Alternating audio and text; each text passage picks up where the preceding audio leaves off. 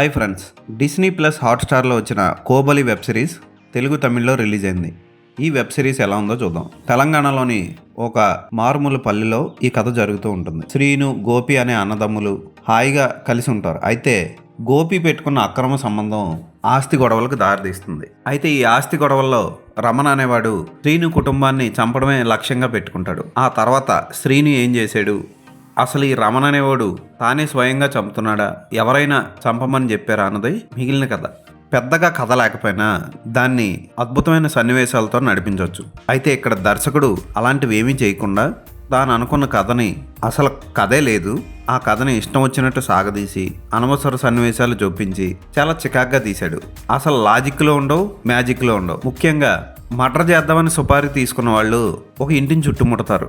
ఆ ఇంటి దొడ్డి తోవలోంచి పారిపోతూ ఉంటారు ఆ ఇంట్లో ఉన్నవాళ్ళు. వాళ్ళని కనీసం చేజ్ చేయాలని కూడా ఇంగిత జ్ఞానం లేకుండా అక్కడే కూర్చొని బయట మీటింగ్లు పెట్టుకొని, ఇంకొకడైతే లోపల ఇంట్లో కూర్చొని భోజనం చేస్తూ ఉంటాడు. వాళ్ళు పారిపోయిన అరగంటకి బయలుదేరతారు ఈ హంతకులు. ఇలాగే ప్రవర్తిస్తూ ఉంటాయి ఈ వెబ్ సిరీస్లో క్యారెక్టర్లు. ఇక గోపర్ణ అనే వ్యక్తి తనకి ప్రాణాపాయం ఉందని తెలిసి కూడా అదే ఊర్లో చెరువు పక్కన చక్కగా లైట్ వేసుకొని టెంట్ వేసుకొని అందులో పడుకుంటాడు. అంత లైట్ వేసుకొని పడుకుంటే విలన్ ఊరికనే ఉంటాడా, వచ్చేసాడు. అదే జరుగుతుంది. ఇక హీరోకి యాక్సిడెంట్ అయ్యి చెయ్యికి కట్టుకొని పుత్తూరు హాస్పిటల్లో ఉన్నట్టు ఒక హాస్పిటల్లో ఉంటాడు. ఆ తర్వాత అక్కడికి వచ్చిన రౌడీల్ని ఆ చెయ్యి కట్టది విప్పేసుకొని ఇష్టం వచ్చినట్లు కొట్టేస్తాడు. ఆ తర్వాత అతను కూడా అతని కుటుంబాన్ని వెతుక్కోకుండా అరటి తోటల్లో ఒక గుంపును వేసుకొని తిరుగుతూ ఉంటాడు. ఇలాంటి సన్నివేశాలు ఉంటాయి ఈ వెబ్ సిరీస్ అంతా. బాగా సాగదీసినట్టు ఉంటుంది. ఇక తెలంగాణలో అందరూ మంచి తెలుగు మాట్లాడతారు అన్నట్లు చూపించకుండా అన్ని పచ్చిబూతులే మాట్లాడతారు అన్నట్లు తెలంగాణ స్లాంగ్లో ప్రతిదానికి బూతు వాడతారు అన్నట్టు చాలా క్యారెక్టర్లు బూతులు వాడుతూనే ఉంటాయి. ఈవెన్ పోలీస్ ఆఫీసర్లుగా వచ్చిన వాళ్ళు కూడా.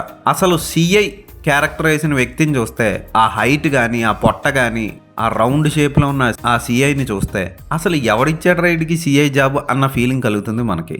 ఎస్ఐ పాత్రధారి పాపం వస్తాడు.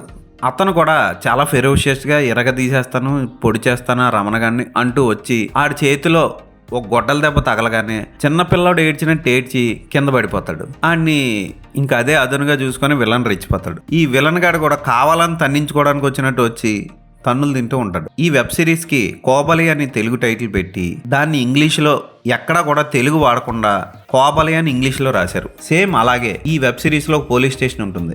దానికి బయట తెలుగులో పోలీస్ స్టేషన్ అని రాయకుండా ఇంగ్లీష్లో పోలీస్ స్టేషన్ అని రాశారు. వీళ్ళు తెలుగు వెబ్ సిరీస్ తీసారా లేకపోతే మరి ఏం తీసారో అస్సలు న్యాచురాలిటీకి దగ్గరగా ఉండదు.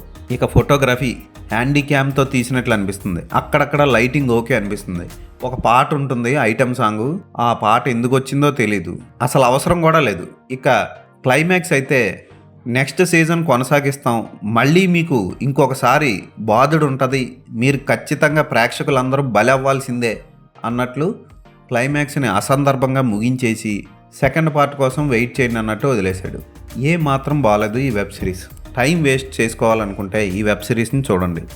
రవి ప్రకాష్, శ్యామల తప్ప పెద్దగా తెలిసిన మొహాలు లేవు. ఆ విలన్ ఓవర్ యాక్షన్ కానీ, క్లైమాక్స్లో పోలీస్ స్టేషన్లో విలన్ చేసే ఓవర్ యాక్షన్ చూస్తే టూ మచ్ అనిపిస్తుంది. రవి ప్రకాష్ ఉన్నా సరే పెద్దగా నటించడానికి స్కోప్ లేదు. కొంతలో కొంత గోపన్న పాత్రధారే కొంచెం 4-5 ఎమోషన్లు పండించాడు అంతే. శ్యామల ఫ్యామిలీ మొత్తాన్ని వేసుకొని పరుగులో పరుగులు అంతే తప్ప పెద్దగా చేసిందేం లేదు. తెలుగులోనే వచ్చిన ఈ వెబ్ సిరీస్ 8 ఎపిసోడ్లతో వచ్చి ఒక్కొక్క ఎపిసోడ్ అరగంట పైగా ఉంటుంది. ఒక సినిమాగా దీన్ని రిలీజ్ చేసి ఉంటే, కొంచెం అనవసరం సన్నివేశాలు ఎడిట్ చేసి ఉంటే కనీసం ఓకే అనిపించేది. టైం వేస్ట్ చేసుకోవాలంటే ఈ వెబ్ సిరీస్ని ఒకసారి చూడొచ్చు. ఈ వెబ్ సిరీస్కి నేను ఇచ్చే రేటింగ్ 2/5.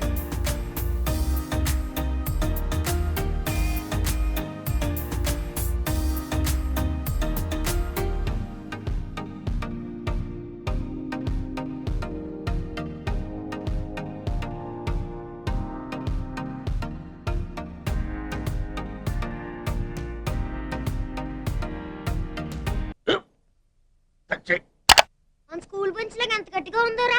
కొట్రా, కొట్టు, పర్లేదు, కొట్టు. బాబాయ్ ఏంటి నువ్వు కొడతావా? కమా బిట్ మీ యార్. వద్దు బాబాయ్. వాణ్ణి నేను కొట్టడం లేదమ్మా, వాణ్ణే నన్ను కొట్టమంటున్నాను. నువ్వేం కంగారు పడక్కర్లేదు. అడుగుతావేంటి?